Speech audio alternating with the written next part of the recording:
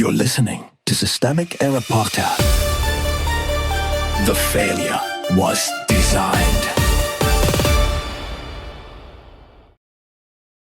Trump's incredibly vulgar threat reveals secret tactic.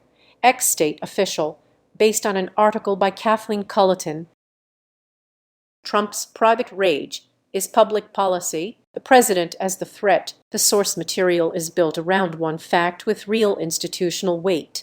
Donald Trump is not a commentator yelling into the void. He is the President of the United States, and he used that office's platform to threaten to decimate and destroy all areas of Iran after a report about an alleged assassination plot. That matters because power, not tone, is what turns language into danger. Richard Stengel's alarm is justified, but the larger problem is not that Trump sounded vulgar. It is that a sitting president treated mass punishment as a legitimate response to a threat against himself. Personal injury as state doctrine. Trump's post collapses a private grievance into a state threat. Me is the point. The response is not framed as diplomacy, restraint, or law. It is framed as retaliation by imperial fiat, missiles locked and loaded, with more to follow. That is not confusion. It is deliberate escalation language from the highest office in the country. The source presents this as a reaction to a Wall Street Journal report that Israeli intelligence may have uncovered an Iranian assassination plan. Even if that report is true,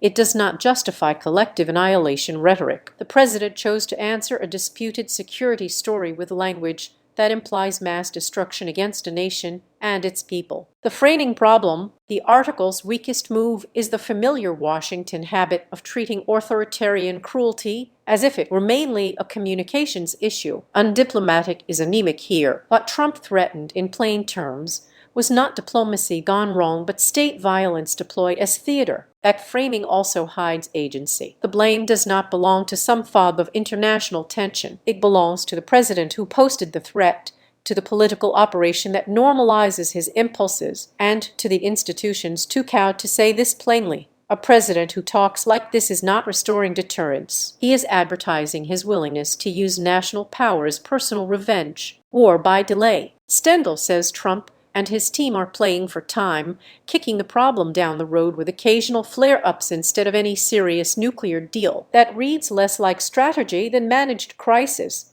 Enough menace to keep the story alive, not enough discipline to resolve anything. The source also notes Trump's months-long war with Iran and the ceasefire he declared over last week. That is the architecture of endless instability. Declare a break, claim control, then leave the underlying conflict intact so it can be reactivated whenever useful. Peace becomes a branding exercise, or becomes background noise. The larger pattern. This is not just about Iran or one reckless post. It is about a political order that lets a president convert narcissism into doctrine and then calls the result foreign policy. It is about a system that repeatedly downplays deliberate harm by laundering it through process language as if the main issue were optics rather than violence. The real story is simple.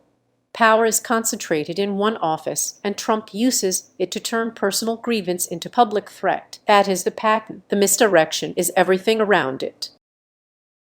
You've been listening to Systemic Error. Thanks to Raw Story for today's article, with the automated voice of LJ. Thanks for listening.